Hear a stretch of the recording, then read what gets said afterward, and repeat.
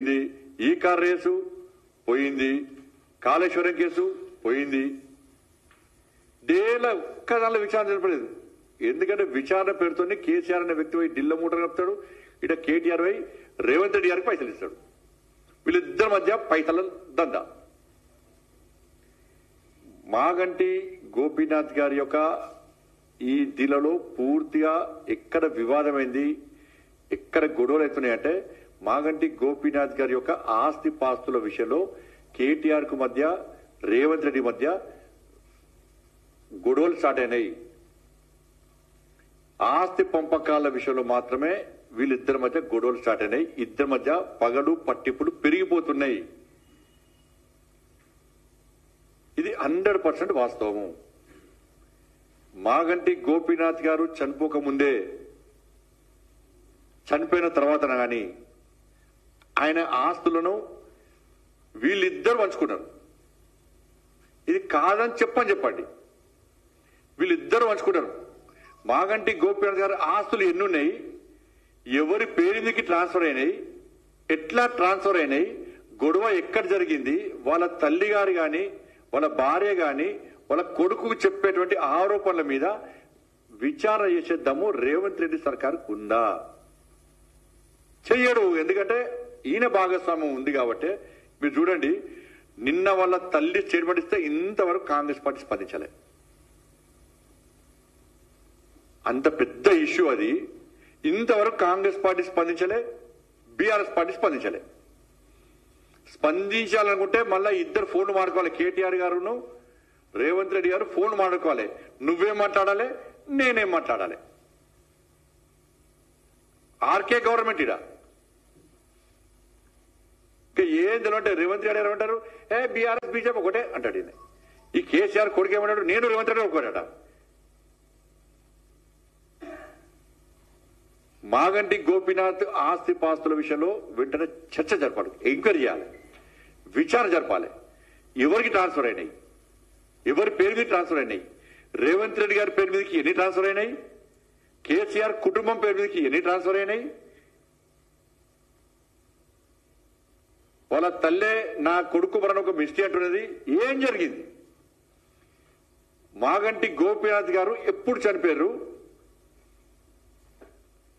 ఎన్ని రోజులకు హాస్పిటల్ వర్గాలు చనిపోయినట్టు డిక్లేర్ చేశారు, ఎందుకు లేట్గా డిక్లేర్ చేశారు, ఎవరి కోసం లేట్గా డిక్లేర్ చేశారు,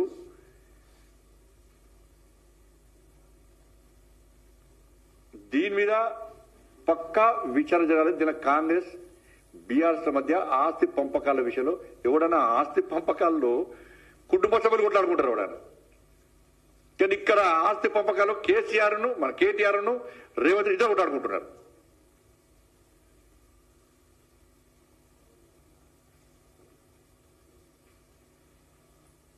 ఇది 100% వాస్తవం. రేవంత్ రెడ్డి గారికి మళ్ళీ చెప్తున్నా, నీ లోపల నిజాయితీ ఉంటే, నీకు ఏం సంబంధం లేదు అనుకుంటే, నువ్వు కేసీఆర్ కుటుంబం ఒక్కటి కాదు అని అనుకుంటే, ఈ ఆస్తి పంపకాల్లో నీకు భాగస్వామ్యం లేదు అనుకుంటే గుండె మీద చేసుకొని చెప్పు. నువ్వు విచారణకు ఇలా ఆదేశించు, విచారణకు ఆదేశించు.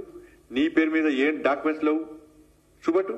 ఎందుకు లేవు, ఎట్లా ఉన్నాయో చూపెట్టు. ఎవరి పేరు మీద చూపెట్టు.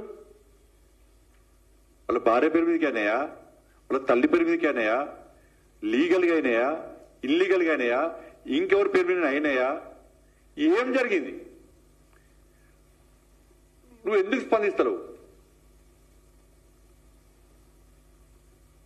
కానీ జూబ్లీహిల్స్ ఓటర్ మహాశయుల విజ్ఞప్తి చేస్తున్నా, ఇదంతా కూడా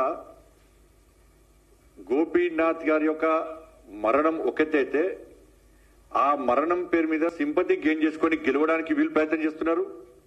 పోటీ మరి ఓళ్ళు ఒక భార్యకి సపోర్ట్ చేస్తారు, ఇంకోళ్ళు ఇంకో భార్యకి సపోర్ట్ చేస్తారు. కాంగ్రెస్ పార్టీ ఒక భార్యకి సపోర్ట్ చేస్తుంది, బీఆర్ఎస్ పార్టీ ఇంకో భార్యకి సపోర్ట్ చేస్తారు, సింపతి గెయిన్ చేసుకోవడానికి. దీని ద్వారా ఓట్లు పొందే ప్రయత్నం చేస్తున్నారు. దీనికి కారణం ఏంటంటే వాటాలు వస్తాయి. ఒక భార్యకు కొంత వాటా వస్తుంది, ఇంకో భార్యకి ఇంకో వాటా వస్తుంది. దీనిలో వీళ్ళ కమిషన్ వీళ్ళు, వాళ్ళ కమిషన్ వాళ్ళు. ఇది జరిగేది ఇది. దాని మీద జూబ్లీహిల్స్ అభివృద్ధి 10 సంవత్సరాలు వాళ్ళు ఏం చేయలే, 2 సంవత్సరాలు వీళ్ళు ఏం చేయలే, దాని మీద చర్చ జరగద్దు అన్న ఆలోచనతోని ఇదంతా తతంగం అంతా నడుపుతున్నారు వీళ్ళు.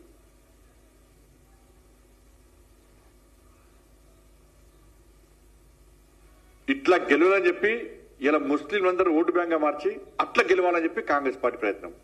బీఆర్ఎస్ పార్టీ మొదటిదాకా ప్రయత్నం చేసింది, కలవే వాళ్ళకి ఫీల్ కాదు, అధిక పక్కన బీఆర్ఎస్ పార్టీ ఫీల్ ఉన్నాయి. బీఆర్ఎస్ పార్టీకి సంబంధించిన కార్యకర్తలు, నాయకులు, బయటికి వచ్చిన నాయకులు ఎవరు కూడా మాగంటి సునీత గారు ఎవరు తిరుగుతలేరు, ఎక్కడ తిరుగుతలేరు. ఇద్దరు వాళ్ళకి కన్ఫ్యూజన్ ఉన్నారు, మేము ఈ కుటుంబాన్ని సపోర్ట్ చేయనా ఆ కుటుంబాన్ని సపోర్ట్ చేయనా, ఏది ఫ్యాక్ట్?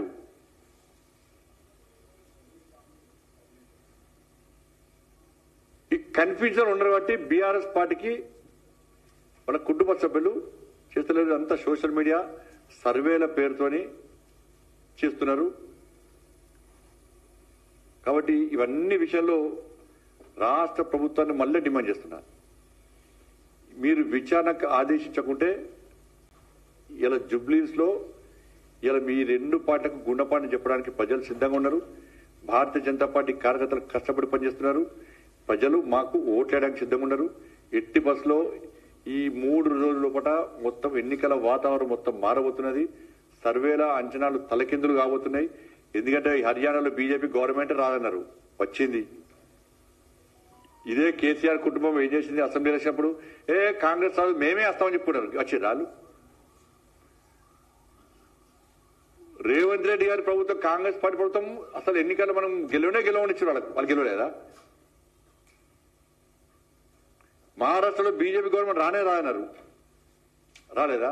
ఇక్కడ బీజేపీ ఎంపీ 2 గెలుస్తున్నారు, 8 గెలిచినాం.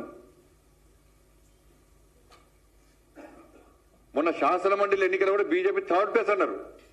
శాసన మండలి ఎన్నిక